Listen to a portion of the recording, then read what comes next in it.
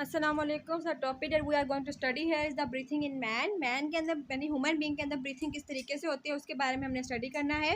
इससे पहले कि हम मैन के ब्रीथिंग के बारे में पढ़ना है, we should have to know that what is mean by breathing. सबसे पहले हम ये जानते हैं कि ब्रीथिंग की मीनिंग क्या होती है। So breathing is the taking and out of air. Air को इन करना और आउट करना यानी एयर का इन एंड आउट होना, यह प्रोसेस कहलाता है ब्रीथिंग। अब जो है नेगेटिव प्रेशर ब्रीथिंग पाया जाता है ह्यूमन बीइंग के अंदर, that is mean by decrease in pressure in thoracic cavity. Thoracic cavity के अंदर प्रेशर का डिक्रीज होना, एयर प्रेशर का डिक्रीज होना in relation to atmospheric pressure. Atmospheric pressure से जो थोरैकिक कैविटी है उसके अंदर प्रेशर का डिक्रीज होना कहलाता है नेगेटिव प्रेशर ब्रीथिंग। सो ब्रीथिंग हमने जाना, एयर का इन और आउट होना ब्रीथिंग कहलाता है, और नेगेटिव प्रेशर ब्रीथिंग यानी डिक्रीज होना प्रेशर का थोरैकिक कैविटी के अंदर एटमॉस्फेरिक प्रेशर के मुकाबले में। अब इसके बाद हमने पढ़नी है types of respiration that is present in the man. अगर हम टाइप्स की बात करें तो inspiration and expiration, these are the two type of respiration. और मैन के अंदर भी इंस्पायरेशन भी होती है और एक्सपायरेशन भी होती है। तो इंस्पायरेशन क्या है, हम कंपेयर करते हैं इंस्पायरेशन और एक्सपायरेशन को, इस तरीके से हम इसकी स्टडी करते हैं by the comparison. So first of all अगर हम इंस्पायरेशन की बात करें, so inspiration is the taking in of air. Air का टेकिन करना यानी एयर का अंदर की तरफ सांस लेने को कहते हैं इंस्पायरेशन। अगर हम एक्सपायरेशन की बात करें तो taking out of air, air का बाहर जाना, एयर का बाहर निकलना, वो कहलाता है एक्सपायरेशन। अब अगर हम इंस्पायरेशन पर आए तो वॉल्यूम ऑफ थोरैकिक कैविटी इंक्रीजेज। इसके अंदर जो थोरैकिक कैविटी है जब अंदर ले जाती है सांस तो वो थोरैकिक कैविटी का जो वॉल्यूम है वो इंक्रीज होता है। लेकिन अगर हम एक्सपायरेशन की बात करें, मतलब सांस जब बाहर निकाली जाती है तो वही जो थोरैकिक कैविटी है उसका जो वॉल्यूम है वो डिक्रीज हो जाता है। अब जब एयर अंदर जाएगी तो वॉल्यूम ऑब्वियसली इंक्रीज होगा, और जब जैसे ही वो एयर आउट होगी, एयर बाहर आएगी तो वॉल्यूम डिक्रीज हो जाएगा। अब जो है इंस्पायरेशन के अंदर इंटरकॉस्टल जो मसल्स के अंदर प्रेजेंट होते हैं, इंटरकॉस्टल वो कंट्रैक्ट होते हैं यानी वो सुकड़ते हैं, और जो इंटरकोस्टल मसल है उसके अंदर वो मसल जो है वो रिलैक्स हो जाते हैं एक्सपायरेशन के अंदर। जब इंस्पायरेशन होती है मसल कॉन्ट्रैक्ट हो जाते हैं और जब मतलब सुकड़ जाते हैं, और जब एक्सपायरेशन होती है मतलब ये जब बाहर की तरफ जा रहे होते हैं तो ये रिलैक्स हो जाते हैं, जैसे मतलब अपनी असली हालत के अंदर आ जाते हैं। इंस्पायरेशन की अगर बात करें तो इसके अंदर रिप्स जो है वो आउटसाइड मूव होती है, आउटसाइड होती है, और जब यही सांस बाहर निकाली जाती है, जब एक्सपायरेशन होती है तो वो रिप्स इनवर्ड यानी अंदर की तरफ हो जाती हैं। सो हमने जाना इंस्पायरेशन और एक्सपायरेशन को। इंस्पायरेशन का मतलब होता है एयर को अंदर लेना, एक्सपायरेशन का मतलब होता है एयर को टेकिंग आउट करना यानी बाहर निकालना।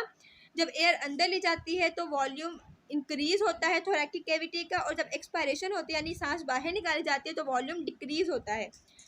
अब जब इंस्पायरेशन होगी, सांस अंदर ही जाएगी तो जो मसल्स होंगे वो कॉन्ट्रैक्ट हो जाएंगे यानी सुकड़ जाएंगे, और जब एक्सपायरेशन होगी तो मसल रिलैक्स यानी अपनी असली हालत के अंदर वापस आ जाएंगे।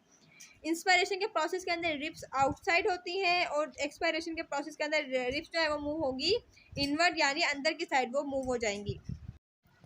अब इसके बाद जो है डायफ्राम जो है इंस्पायरेशन के अंदर वो बिल्कुल फ्लैट और सीधा होता है, जबकि जब एक्सपायरेशन का प्रोसेस होगा, सांस बाहर निकालने का प्रोसेस होगा, तो वो जो डायफ्राम है वो डोम शेप के अंदर बन जाता है। जब इंस्पायरेशन होगी, सांस अंदर ली जाएगी तो डायफ्राम बिल्कुल फ्लैट हो जाएगा, और जब वही एक्सपायरेशन होगी तो डोम शेप के अंदर कन्वर्ट हो जाएगा। इनवर्ट के अंदर sternum will move upward, sternum upward move होगा, जबकि एक्सपायरेशन के अंदर स्ट्रेनम जो है वो डाउनवर्ड मूव होगा। So after learning inspiration expiration हम जानते हैं rate of breathing. Rate of breathing किस तरीके से प्रेजेंट होता है। अगर हम ब्रीथिंग की बात करें तो ब्रीथिंग जो है वो वॉलंटरी भी होती है और इनवॉलंटरी भी होती है। वॉलंटरी मीन्स के इंसान अपना जो है वो कंट्रोल होता है ब्रीथिंग के ऊपर। इनवॉलंटरी का मतलब होता है कि अपना कंट्रोल नहीं होता ब्रीथिंग के ऊपर। सो जो ब्रीथिंग है वो वॉलंटरी एक्शन भी है एज वेल एज इनवॉलंटरी भी है। अब जो कंसनट्रेशन ऑफ CO2 और प्रोटॉन H+ है यानी हाइड्रोजन के प्रोटॉन यानी CO2 कार्बन डाइऑक्साइड की जो कंसनट्रेशन है इफेक्ट करती है रेट ऑफ ब्रीथिंग के ऊपर। इनकी कंसनट्रेशन हाई हो या कंसनट्रेशन लो हो तो ऑब्वियसली जो ब्रीथिंग का रेट है वो इफेक्ट होगा, उस तरीके से ब्रीथिंग का प्रोसेस नहीं होगा जिस तरीके से होना चाहिए।